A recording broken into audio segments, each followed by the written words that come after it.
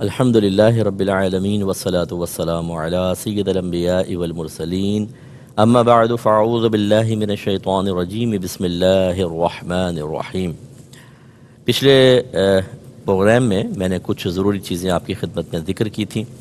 اور ہم یہاں تک پہنچے تھے کہ ہمیں کچھ ساز و سامان اپنے ساتھ احتیاط کے ساتھ رکھنا ہوگا، اور اس کے آخر میں نے گزارش کی تھی کہ کچھ تربیت بھی ہماری ہونی چاہیے، مسائل کے اعتبار سے بھی ہوں، کوئی نشستیں وغیرہ ہو رہی ہیں اس کو آپ اٹینڈ کریں، یا جیسے آپ ہمارے یہ پروگرام دیکھیں، اور اسی طریقے سے اپنی باطنی تربیت کا اہتمام۔ اپنے بچوں کو اگر لے جا رہے ہیں تو ان کو پہلے سمجھا کر لے کے جائیں کہ بیٹا وہاں کسی چیز پہ تنقید نہیں کرنی ہے، مکہ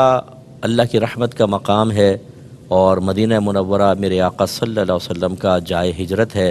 ان دونوں مقامات پہ ادب ہے، احترام ہے۔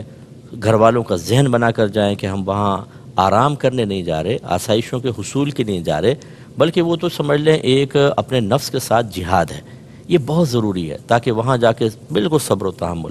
اور گھر کے سرپرست کو خاص طور پر تحمل کا مظاہرہ کرنا چاہیے۔ ابا ہی غصیلے ہوں تو پھر وہی چیزیں بچوں کے اندر بھی منتقل ہوتی ہیں اور ثواب کے ضائع ہونے کا اندیشہ ہے، اور ہو سکتا ہے کہ ہم گناہگار بھی ہو جائیں۔ اب جب یہ حج کے لیے روانہ ہوتے ہیں تو یہ کچھ ضروری اقدامات کرنا بہتر ہوتا ہے کہ مثال کے طور پہ اگر آپ کسی سے ناراض ہیں اور دنیاوی وجوہات کی بنا پہ ہیں، ناراضگی ختم کر دیں۔ کوئی امانت آپ کے پاس ہے تو دے دیں، ہو سکتا ہے واپس آنے کا موقع نہ ملے۔ اگر قرضہ ہے تو قرضہ لوٹا دیں۔ بعضوں میں حیرت زدہ رہ جاتا ہوں کہ قرض ادا نہیں کرتے حج کر رہے ہیں، قرضے ادا نہیں کرتے، بیچارہ سامنے والا اپنے قرض کا متمنی ہے اور عمرے کر رہے ہیں، تو فوراً سے پیشتر ان چیزوں کو دیں، رشتہ داروں سے معذرت کر لیں، مل کر جائیں، سب کی دعائیں لیں، اور اچھی طرح یاد رکھیں کہ اگر آپ نفل حج کرنا چاہتے ہیں تو ماں باپ کی اجازت ضروری ہے، لیکن اگر فرض حج کرنا چاہتے ہیں تو ماں باپ کی اجازت مستحب ہے، یعنی لیں گے تو ثواب ملے گا، اگر وہ نہ بھی دیں بہرحال آپ کو فرض حج تو کرنا ہے، یہ ماں باپ کی نافرمانی نہیں کہلائے گی، آپ گناہگار نہیں ہوں گے، جانا ہی ہوگا، لیکن اپنے ماں باپ سے پرمیشن لے لیں کہ آپ اجازت دے دیں کہ میں حج کرنا چاہتا ہوں۔ اور یہ میں پہلے وضاحت کر چکا ہوں کہ یہ کوئی شرط نہیں ہے کہ پہلے ماں باپ کو حج کرواؤں گا پھر میں کروں گا۔ آپ کے پاس پیسے جمع ہیں، تمام شرائط آپ میں جمع ہیں، آپ اس انتظار میں ہیں کہ مزید جمع ہو تو ماں باپ کو پہلے حج کرواؤں، جتنی آپ تاخیر کرتے رہیں گے گناہگار ہوں گے، اس لیے اگر آپ کے پاس پیسے جمع ہیں تو فوراً آپ کو حج کرنی چاہیے۔ اس کے علاوہ یہ آپ اپنے جو بھی معلم ہیں، جو بھی ایجنٹ حضرات ہیں، جو بھی گورنمنٹ کے آپ کو لے کے جا رہے ہیں، ان لوگوں سے اچھی طریقے سے تمام معلومات حاصل کر لیں کہ مثلا جیسے ہمارے یہاں سے حاجی کیمپ کے اندر جا کر سامان وغیرہ جمع کروانا ہوتا ہے، وہاں سے ایئرپورٹ پہ پہنچتا ہے، اس کے لیے 7-8 گھنٹے پہلے آپ کو جانا پڑتا ہے وہاں پر۔ اگر آپ ڈائریکٹ بھی ایئرپورٹ پہ جانا چاہیں تو کم از کم 2-3 گھنٹے کے مارجن سے آپ کو پہنچنا چاہیے، 2-3 گھنٹے پہلے، رش بہت زیادہ ہوتا ہے۔ اور اچھی طریقے سے ان سے معلوم کر لیں کہ کیا کیا جدہ ایئرپورٹ پہ اتر کے ریکوائرمنٹ ہے، جیسے ہیلتھ سرٹیفکیٹ خاص طور پر، پاسپورٹ ہے، ٹکٹ ہے، دیگر چیزیں ہیں، ان تمام چیزوں کا اچھی طریقے سے خیال کر لیا جائے۔ اب اس کے بعد یاد رکھیے کہ آپ کو احرام پہننا ہے۔ احرام کسے کہتے ہیں، اس کی تھوڑی سی وضاحت تو میں پچھلے پروگرام میں کر چکا ہوں کہ مردوں کے لیے یا عورتوں کے لیے احرام اصل میں ایک حالت کا نام ہے کہ جب آپ عمرے کی نیت کرتے ہیں یا حج کی نیت کرتے ہیں تو جیسی آپ نیت کرتے ہیں آپ ایک حالت سے دوسری حالت میں آ جاتے ہیں، جس کو حالت احرام کہتے ہیں، جو نظر تو نہیں آتی فزیکلی طور پہ، حالت احرام۔ اس حالت میں مردوں کے لیے لازم ہے کہ وہ 2 بغیر سلی ہوئی چادر پہنیں، جس کو ہم عرف عام میں احرام کہتے ہیں۔ یہ مجازن احرام ہے، احرام تو حالت کا نام ہے۔ یہی وجہ ہے کہ خواتین کے لیے تو کوئی ایسا فزیکلی احرام ہی نہیں ہے، وہ تو گھر کے لباس کے اندر ہی نیت کریں گی، اور ان پہ جیسی نیت کرتی ہیں ایک حالت طاری ہو جاتی ہے، تو اس لیے مرد 2 بغیر سلی چادریں پہنیں، اندر کچھ بھی نہیں پہن سکتے۔ ہاں بعض اوقات ایسا ہوتا ہے، ہمارے بعض بھائی بہن یہ بتاتے ہیں کہ جی پیشاب کی بیماری ہے، قطرات مسلسل آتے ہیں، تو ہم کیا کریں، وہ تو احرام آلودہ ہونے کا اندیشہ ہے۔ تو یاد رکھیں پھر اندر کوئی بغیر سلی ہوئی چیز آپ باندھ لیں، جیسے بچوں کے لنگوٹ ہوتے ہیں نا چھوٹے بچوں کے، ایسا آپ کر لیں۔ اس میں اگر فرض کر لیں کہ قطرات جمع ہوتے ہیں تو بعد میں پھر اس کو چینج کر لیں، اس کو دھو لیں، اس طرح وقتاً فوقتاً یہ مشقت آپ برداشت کریں گے تاکہ آپ کا احرام آلودہ نہ ہو جائے، لیکن سلا ہوا لباس اندر نہیں پہن سکتے، پہنیں گے تو گناہگار بھی ہوں گے اور دم وغیرہ لازم آئے گا۔ خواتین کے لیے سلا ہوا لباس میں وہ چونکہ نیت کرتی ہیں ان کے لیے پرابلم نہیں ہے، مردوں کی میں عرض کر رہا ہوں۔ تو اس طرح آپ نے مردوں نے 2 بغیر سلی چادریں پہننی ہیں اور خواتین نے مطلب اپنے پہنے ہوئے لباس میں نیت کرنی ہے۔ اب یہ نیت کیسے کریں گے،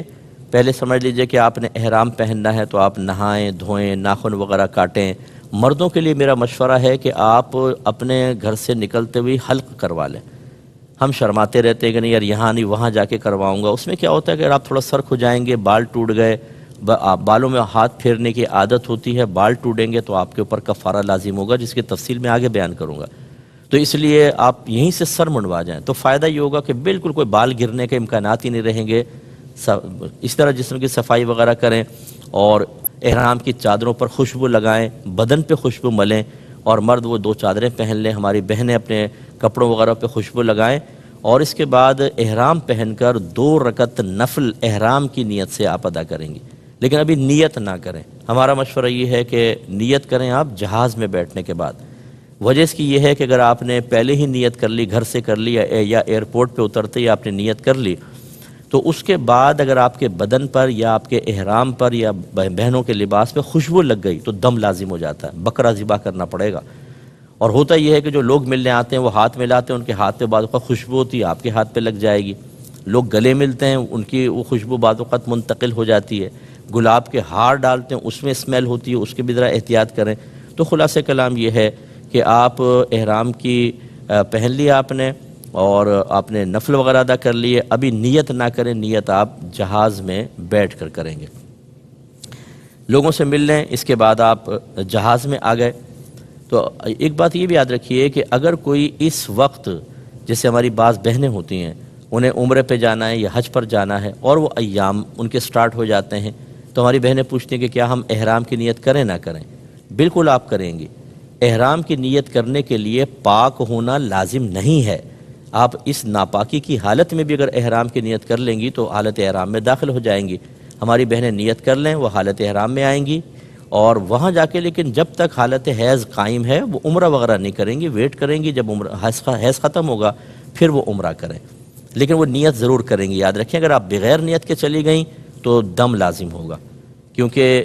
ایک ایسا 5 ایسے ایریاز ہیں جس کا نبی کریم نے نام لیا باقاعدہ کہ ان سے آگے اگر کوئی نکلے اور مکے جانے کا ارادہ ہو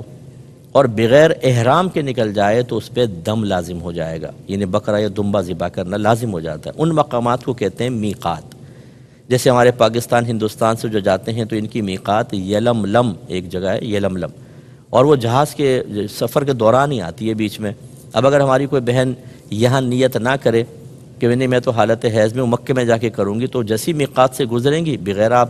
احرام کی گئیں آپ پہ دم لازم ہو جائے گا، اس لیے احرام کی نیت لازم ہوگی، کر لیں لیکن عمرہ وغیرہ ادا نہیں کریں گے۔ اس کے بعد جب یاد رکھیں کہ اب آپ جہاز میں بیٹھ گئے، فارغ ہو گئے، اب آپ نیت کریں عمرے کی۔ نیت دل کے پختہ ارادے کو کہتے ہیں۔ آپ دل میں ارادہ کر لیں بس آپ ہو جائیں گے محرم، لیکن اگر آپ زبان سے الفاظ کو ادا کرنا چاہیں تو کوئی حرج نہیں ہے، یہ کوئی زبان سے ادا کرنا لازم نہیں ہوتا، دل میں نیت ضروری ہے۔ الفاظ یہ ہیں کہ اللہم انی ارید العمرہ، اے اللہ بے شک میں عمرے کا ارادہ رکھتا ہوں، فیسرہا لی وتقبلہا منی، تو اسے میرے لیے آسان کر دے اور اسے میری طرف سے قبول فرما، واعنی علیہا وبارک لی فیہا، اور اس پر میری مدد فرما اور اس میں میرے لیے برکت پیدا فرما۔ نویت العمرۃ، میں عمرے کی نیت کرتا ہوں، واحرمت بہا للہ تعالی، اور میں نے اللہ تعالیٰ تیری رضا کی خاطر احرام کا ارادہ کیا، یہ میں احرام میں آتا ہوں۔ اس کے بعد یاد رکھیں جب آپ نیت کر لیتے ہیں تو پھر آپ کم از کم ایک بار تلبیہ پڑھیں گے، لبیک اللہم لبیک لبیک لا شریک لک لبیک ان الحمد والنعمت لک والملک لا شریک لک۔ یہ حالت احرام میں آنے کے بعد ایک بار تلبیہ پڑھنا لازم ہے، سمجھ لیں، پھر آپ حالت احرام آپ کی پختہ ہو گئی گویا کہ، اور 3 بار مستحب ہوتا ہے۔ مرد اتنی آواز سے پڑھیں گے کہ اپنے کان تک آواز پہنچیں، اور ہماری بہنیں آہستہ آواز میں پڑھیں گی، اور پھر آپ جہاز میں بیٹھ گئے، بیٹھتے ہی نیت کر لیں، دیر مت کیجیے گا۔ اس میں بھی کیا ہوتا ہے کہ بعض اوقات جیسے ہم کھانا وغیرہ کھاتے ہیں ہم کہتے ہیں چلو بعد میں کر لیں گے، وہ جہاز میں باقاعدہ اعلان ہوتا ہے کہ میقات آنے والی ہے، آپ نیت کر لیں، لیکن کھانا کھانے کے بعد بعض اوقات انسان سو جاتا ہے۔ کتنے لوگ سو جاتے ہیں اور انہیں احساس نہیں ہوتا، اور سوتی حالت میں اگر آپ میقات کراس کر گئے اور آپ نے اس سے پہلے نیت نہیں کی تھی تو دم لازم ہو جائے گا۔ اس لیے آپ جہاز میں آرام سے بیٹھ گئے، سامان وغیرہ رکھ دیا، نیت کر لیں، اور اگر آپ قافلہ ہے آپ کے ساتھ تو سب کو اجتماعی نیت بھی ہو سکتی ہے۔ تلبیہ وغیرہ پڑھنے کے بعد پھر آپ اب تلبیہ کی بڑی فضیلت ہے حضرت ابو ہریرہ رضی اللہ تعالی عنہ سے مروی ہے کہ جب لبیک کہنے والا لبیک کہتا ہے تو اسے خوشخبری سنائی جاتی ہے۔ عرض کی گئی یا رسول اللہ کیا جنت کی خوشخبری سنائی جاتی ہے؟ آپ نے ارشاد فرمایا کہ ہاں، یعنی تلبیہ کتنی افضل چیز ہے کہ جب آپ نیت کرتے ہیں احرام کی اور تلبیہ پڑھتے ہیں تو حاجی کے لیے جنت کی بشارت ہوتی ہے۔ اور یاد رکھیں کہ جب تک آپ طواف شروع نہیں کریں گے عمرے کا، آپ یہ تلبیہ پڑھتے رہیں۔ سب سے افضل ذکر اب یہ ہے، درود پاک، لا الہ الا اللہ، سبحان اللہ، الحمدللہ، لا حول ولا قوت الا باللہ، سب کی اپنی اپنی فضیلتیں، لیکن اس وقت حالت احرام میں تلبیہ پڑھنا سب سے افضل ہے۔ اور جب بھی آپ پڑھیں 3 دفعہ کم از کم پڑھیں، جیسے آپ نے پڑھ لیا 3 دفعہ، 6 دفعہ، 9 دفعہ، پھر آپ ٹھہر گئے، تھوڑا تھک گئے تو چلو پھر جب یاد آئے فوراً پڑھ لیں، حتیٰ کہ جب آپ عمرے کا طواف اسٹارٹ کریں گے تو پھر آپ اس کو روک دیں گے۔ حالت احرام میں چند چیزیں ممنوع ہو جاتی ہیں، اس کا بھی ایک تفصیل اپنے ذہن کے اندر آپ رکھیں۔ مثلا مرد کے لیے سلا ہوا کپڑا پہننا منع ہو جاتا ہے، کسی بھی قسم کا سلا ہوا نہیں پہن سکتا۔ ہماری بہنیں تو سلا ہوا پہنیں گی۔ کسی بھی چیز سے مرد کے لیے سر ڈھانپنا منع ہوتا ہے، لہذا جب آپ جہاز میں بیٹھ جائیں، اگر آپ نے سر پہ کچھ کیپ وغیرہ پہنی ہے تو پہلے اس کو اتاریں، پھر آپ احرام کی نیت کریں گے۔ خواتین کا سر ڈھکا ہوگا۔ تیسرا یہ ہے کہ دستانے پہننا، مرد دستانے نہیں پہن سکتا، عورتیں اگر دستانے پہنیں گی تو ان کے لیے شرعاً جائز ہے۔ چوتھا ہے کہ موزے نہیں پہن سکتا مرد، عورتیں موزے پہن سکتی ہیں۔ اور اسی طرح مرد ایسے جوتے نہیں پہن سکتا کہ جس سے ٹخنے چھپ جائیں، یہ جو پاؤں کی پشت کی ہڈی ہوتی ہے، درمیانی ہڈی، یہ چھپ جائے۔ یہ تھوڑا سا بات ذہن میں رکھیے گا کہ نبی کریم صلی اللہ علیہ وسلم نے حدیث میں جو فرمایا وہ کعبن کو، کعب، ان کو کھلا رکھنے کا حکم دیا۔ اب کعب سے کیا مراد ہے؟ بعض علماء کہتے ہیں ٹخنے مراد ہے، وہ بیچ کی ہڈی مراد نہیں لیتے۔ تو جو یہ علماء ہیں وہ کہتے ہیں وہ ٹخنے کھلے ہوں، اگر آپ نے ایسا جوتا پہنا ہوا ہے کہ یہاں سے وہ فرض کر لیں کہ پورے ڈھک بھی لے لیکن ٹخنے کھلے ہیں تو ٹھیک ہے، بس ٹخنوں کو منع کیا۔ اور بعض نے کہا نہیں، ابھری ہوئی ہڈی چونکہ نبی کریم صلی اللہ علیہ وسلم نے بیان فرمایا وہ یہ ہے، وہ اس کو مراد لیتے ہیں لیکن ساتھ میں ٹخنے بھی مراد لے لیتے ہیں۔ تو وہ یہ کہتے ہیں علماء کہ ان دونوں کو کھلا رکھیں، وہ کہیں گے ہوائی چپل پہنیں آپ۔ تو بتانا یہ مقصود ہے کہ احتیاط اسی میں ہے کہ جب علماء کا اختلاف ہو تو ایسی جوتی استعمال کریں جس میں بیچ کی ہڈی بھی نہ چھپے اور ٹخنے بھی کھلے رہیں، ٹھیک ہے نا۔ لیکن اگر آپ کسی شخص کو یہ دیکھتے ہیں کہ اس نے کسی مفتی صاحب سے پرمیشن لے لی ہے اور وہ کہتے ہیں کہ ٹھیک ہے آپ ایسے جوتا پہن سکتے ہیں کہ آپ کے پاؤں کی پشت چھپ جائے تو کوئی بات نہیں، ٹخنے بس کھلے رہیں، تو آپ کو کسی پر اعتراض نہیں کرنا ہے۔ آپ کو نظر آئے گا لائن میں کھڑے ہوئے جوتے پہن کے کھڑے ہوتے ہیں، بعض ربڑ کے جوتے ہوتے ہیں جس میں چلنا بہت ایزی ہو جاتا ہے لوگوں کے لیے، تو آپ نے فتویٰ جاری نہیں کرنا ہے کیونکہ اس میں اختلاف ہے۔ محتاط مسئلہ یہی ہے، احتیاط کا تقاضا یہ ہے کہ ٹخنے بھی کھلے ہوں اور پاؤں کی پشت بھی، یعنی جو پاؤں کی درمیانی ہڈی ہے یہ بھی کھلی ہونی چاہیے۔ اس کے بعد چہرہ ڈھانپنا، یاد رکھیں یہ مرد عورت دونوں کے لیے لازم ہے، اور چہرہ ڈھانپنا منع ہے۔ حالت احرام میں حرام کام کی ہم تفصیل بیان کر رہے ہیں، تو چہرہ کھلا رکھنا واجب ہے، مرد کے لیے بھی اور خواتین کے لیے بھی۔ وہ اس طرح پورا یہ ٹکلی کھلا رکھیں گی۔ بعض بہنیں ایسی ہوتی ہیں کہ جو نہیں چہرہ کھولتی ہیں تو ان کے لیے پھر حکم یہ ہوتا ہے کہ وہ ایک جیسے وہ کرکٹ کیپ ہوتا ہے نا، ایسا لے کر، یہ مل جاتا ہے بازار سے، اس کے آگے وہ ایک پردہ سا لگا لیتی ہیں، تو اب وہ چہرے پہ نہیں لگتا۔ چہرے پہ لگنا منع ہوتا ہے کہ اگر آپ کو کپڑا چہرے پہ لگائیں گی تو وہ منع ہوگا، وہ دور رہتا ہے اس کو لیکن پکڑ کے رکھنا ہوگا، کیونکہ اگر وہ ہوا سے اڑ کر چہرے پہ لگے گا تو بہرحال اس پر بھی مطلب مسائل ہوتے ہیں۔ یہ آگے میں جب کفارے بیان کروں گا تو اس میں پوری تفصیل سے آپ کو ذکر کر دوں گا۔ اور اس میں پھر یہ بھی ہوتا ہے کہ بعض بہنوں کو صحیح نظر نہیں آتا، وہ بیچارے ٹھوکریں کھاتی رہتی ہیں، یہ یوں کر کے دیکھتی رہتی ہیں۔ تو خلاصہ کلام یہ ہے کہ اللہ اس کے رسول نے عورتوں کو اجازت دی ہے اس مقام پر کہ وہ اپنا اتنا چہرہ کھول سکتی ہیں، اور حیا کا درس اللہ اس کے رسول کی طرف سے ہی آیا ہے۔ بعض حضرات جو ہیں وہ بہت ہی زیادہ اس میں مسئلے کو مطلب اس میں ایکسٹریمسٹ حد تک پہنچ جاتے ہیں، بہت ہی سخت وہ موقف اختیار کرتے ہیں، اور اس میں بہنوں کے لیے آزمائش بھی ہو جاتی ہے۔ اگر کھلا رکھنا چاہیں کوئی گناہ نہیں ہے، کھول سکتی ہیں، اور کھلا رکھنا بلکہ واجب ہے، یعنی کپڑا منہ پہ نہ لگے، تو اس کے لیے پھر وہ تو کیا، اگر زیادہ وہ ہے تو کیپ والا کریں۔ یہ بھی ہو سکتا ہے کہ آپ کوئی گتا وغیرہ ایسا رکھیں جیسے کوئی یوں کر کے سامنے رکھ لیں آپ جب باہر نکل رہی ہیں یا طواف کر رہی ہیں خاص طور پر۔ اب دیکھیں نا، مطاف کے اندر اتنا رش ہوتا ہے کہ مرد عورت اس طریقے سے پیک چل رہے ہوتے ہیں، تو اب اس میں جسم بھی ٹچ ہو جاتا ہے، دیگر شریعت جانتی ہے، اللہ جانتے ہیں، اس کے رسول جانتے ہیں کہ کیا معاملات ہونے والے ہیں، اس کے باوجود وہاں پرمیشن دی ہے۔ مرد کو، عورتوں کو حکم دیا ہے کہ اپنے نفس کو قابو میں رکھیں، نگاہوں کے قابو میں رکھیں، اور یہ ایک آزمائشی مناسک ہیں، آپ غور کریں تو نگاہوں کی بھی حفاظت کرنی ہے، جان بوجھ کے جسم ٹچ نہیں کرنا ہے، لیکن پھر بھی ہو جاتا ہے۔ تو خلاصہ کلام یہ ہے کہ ان رعایات سے اگر فائدہ اٹھایا جائے تو بہتر، ورنہ کوئی بہن پردہ کرنا چاہے تو بہرحال منع نہیں ہے، لیکن اسی احتیاط کے ساتھ کہ وہ پردہ منہ کے اوپر ٹچ نہ ہونے پائے، ورنہ اس میں کفارہ لازم ہو سکتا ہے۔ اور وہ کفارہ کیا ہے، جیسے میں نے بتایا، میں آخر میں آپ کو بتاؤں گا۔ اسی طرح دیکھیں، جب آپ نے احرام کی حالت میں آنے سے پہلے آپ نے سنا کہ خوشبو آپ لگا سکتے ہیں، اپنے احرام کی چادروں پہ جتنی مرضی خوشبو لگائیں، جسم پہ لگائیں، ہاتھوں پہ لگائیں۔ اب آپ جب حالت احرام میں آئیں گے تو یہ خوشبو آپ کے لیے نقصان کا باعث نہیں ہے، کیونکہ یہ نیت سے پہلے لگائی گئی تھی، ایسی بہن ہے۔ لیکن جب آپ حالت احرام میں آ جاتے ہیں، اب آپ خوشبو کا استعمال نہیں کر سکتے۔ اگر آپ نے کوئی خوشبو لگا لی، کسی اور نے خوشبو لگا دی آپ کے، تو پھر یاد رکھیے کہ یہ حرام ہے حالت احرام میں، اور اس میں بعض صورتوں میں دم لازم ہوتا ہے، بعض صورتوں میں صدقہ فطر لازم ہوتا ہے۔ اس کا مطلب ہے آپ کو حتی الامکان احتیاط کرنی ہے۔ اسی طرح یہ چہرہ ڈھانپنے کا جو مسئلہ ہوتا ہے، ابھی ہم نے آپ کو بتایا چہرہ کھلا رکھنا واجب ہے، سوتے ہوئے بھی بڑی احتیاط کریں۔ یہ نہیں کہ آپ منہ پہ چادر یا کمبل لے کے سو جائیں اور وہ منہ کے اوپر ٹچ ہوتا رہے، تو وہ اس پہ بھی کفارے لازم ہوتے ہیں۔ چہرے گردن سے آپ اوڑھیں، ہمیشہ منہ کے اوپر نہ اوڑھیں، یہ بہت احتیاط کریں۔ اسی طریقے سے جب آپ طواف وغیرہ کر رہے ہوتے ہیں، بعض لوگ اپنا احرام ٹھیک کر رہے ہوتے ہیں تو اس میں وہ آپ کے چہرے پہ چادر لگ جاتی ہے، اس میں بھی ذرا احتیاط کریں۔ یوں ہی جب آپ اپنی چادر کا پلو سنبھال رہے ہوں تو ایسا نہ کریں کہ کسی کے منہ پہ مار دیں، آگے پیچھے ذرا خیال کریں، لوگ ہوتے ہیں، اس کی احتیاط کرنی چاہیے۔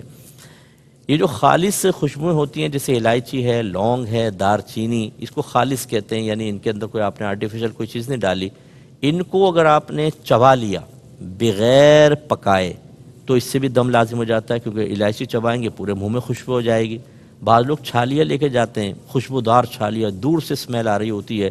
یہ چیزیں بھائی وقتی طور پہ آپ منقطع کر دیں، ورنہ یہ خوشبودار چیزیں اگر آپ کھائیں گے دم لازم ہوگا۔ لیکن اگر یہ الائچی وغیرہ پکا لی گئی ہو، جیسے کوئی بریانی کھا رہے ہیں آپ یا کوئی سالن کھا رہے ہیں، اس میں کالی مرچ آ گئی، اس کے اندر الائچی، اب چاہے خوشبو بھی دے رہی ہو، پکنے کے بعد خوشبو کو فنا مانا گیا، وہ ختم ہو جاتی ہے تو وہ صحیح ہے۔ لیکن کچی کھانا، پکنے سے پہلے کھانا، یہ آپ کے اوپر دم لازم کرے گا، یعنی گویا کہ حالت احرام میں یہ منع۔ ایک مسئلہ یہ ہے کہ کسی بھی مرد کو یا عورت کو شہوت کے ساتھ چھوا، یہ بھی حالت احرام میں منع ہوتا ہے، اور اس پہ کفارے وغیرہ ہوتے ہیں۔ اس لیے جو نئے شادی شدہ حضرات ہوتے ہیں وہ احتیاط کریں کہ ہاتھ پکڑ کے نہ چلیں، اس سے ہو سکتا ہے کہ ایسے معاملات ہو جائیں، جیسے اپنا احرام کا دامن پکڑا دیں بہن کو، وہ پیچھے پیچھے چل رہی ہوں، اس طرح کی کوئی چیز کریں۔ جسم حتی الامکان حالت احرام میں ٹچ نہیں ہونا چاہیے، ورنہ یہ بھی حرام ہے۔ اسی طرح حالت احرام میں بال یا ناخن وغیرہ نہیں کاٹ سکتے، کنگھا نہ کریں حالت احرام میں، کیونکہ اس سے بال ٹوٹیں گے، آپ گناہ گار بھی ہوں گے، اس پہ کفارہ بھی لازم ہوگا۔ اس لیے ہم نے شروع میں آپ کو مشورہ دیا تھا کہ حالت احرام میں آنے سے پہلے مرد حضرات کو چاہیے کہ سر منڈوا لیں، لیکن بہرحال بہنوں کی مجبوری ہوتی ہے، تو یہ اگر وضو کرتے ہوئے بڑی اگر آپ کے بال ٹوٹتے ہیں تو ذرا احتیاط سے مسح کریں، بہت گہرا مسح نہ کریں کہ وہ بال ہاتھ میں آتے ہیں، تو اس پر بھی کفارہ ہوتا ہے، آخر میں ہم ذکر کریں گے، تھوڑا احتیاط کیجیے گا۔ اسی طریقہ یہ ہم نے آپ کو پہلے بتا دیا، شروع میں نے بتایا کہ کسی کا حالت احرام میں سر وغیرہ نہیں مونڈ سکتے، کسی کے بال نہیں کاٹ سکتے، کاٹیں گے تو کفارہ لازم ہوگا۔ لیکن جب آپ حالت احرام سے باہر نکل رہے ہوتے ہیں، جیسے آپ نے عمرہ کیا، اب آپ نے تمام مناسک کر لی، اب حلق کی باری آئی، یا آپ نے طواف یعنی مینا کے اندر آپ نے کنکری مار لی، قربانی کر لی، اس کے بعد آپ کو حلق کروانا ہوتا ہے، یہ عین جب حلق کا احرام سے باہر نکلنے کا ٹائم آئے تو محرم آپس میں ایک دوسرے کا حلق کر سکتے ہیں، بال کاٹ سکتے ہیں، جس کو قصر کہا جاتا ہے، یہ شرعاً جائز۔ لیکن اس کے علاوہ حالت احرام میں، اس احرام کی حالت سے باہر نکلنے سے پہلے کریں گے تو گناہ گار ہوں گے۔ اور اس کے علاوہ حالت احرام میں یہ جو چیزیں، بس یہ آپ ذہن میں رکھیں، اس کے علاوہ مکروہ کچھ چیزیں ہوتی ہیں کہ اس میں وہ حرام تو نہیں ہے لیکن ناپسندیدہ ہیں، جیسے جسم کا میل چھڑانا، بالوں میں کنگھی کرنا، اور اسی طرح جان بوجھ کر خوشبو سونگھنا، لگے نہیں بس دور سے لیکن سونگھ رہے ہیں، ایسا بھی نہ کریں۔ اور غلاف کعبہ کو اپنے چہرے پہ لگا لینا، یہ بھی احتیاط کریں، جب آپ وہاں دعا مانگتے تو غلاف کعبہ حالت احرام میں چہرے پہ نہ لگے۔ اسی طرح حجر اسود کو جب آپ بوسہ دیتے ہیں دور سے استلام کر لیں، بیسٹ ہے، کیونکہ لوگ اس میں عطر ڈال دیتے ہیں۔ اب جب آپ اس کو بوسہ دیتے ہیں آپ کے ہونٹوں پہ اگر خوشبو لگ گئی، یاد رکھیں دم لازم ہو جائے گا، اس لیے بڑی اس میں بھی احتیاط کریں۔ اسی طریقے سے یہ بھی مکروہ ہے کہ آپ سوتے ہوئے اوندھے منہ لیٹ جائیں تکیے کے اوپر، بعضوں کو عادت ہوتی ہے الٹا لیٹنے کی، تو چہرہ کپڑے کے اوپر آئے گا، اس لیے اس میں احتیاط کیجیے گا۔ تو یہ چند چیزیں تھوڑی سی آپ کریں، اس کے علاوہ جو امور ہوتے ہیں سب جائز ہوتے ہیں، یہ آپ حرام اور مکروہ چیزوں کو ذرا ذہن میں رکھیے گا۔ اللہ تبارک و تعالی سے دعا ہے کہ رب کریم جو کچھ ہم نے سنا اس کو سمجھنے، اس پہ عمل پیرا ہونے کی توفیق عطا فرمائے، آمین۔ وآخر دعوانا ان الحمد للہ رب العالمین۔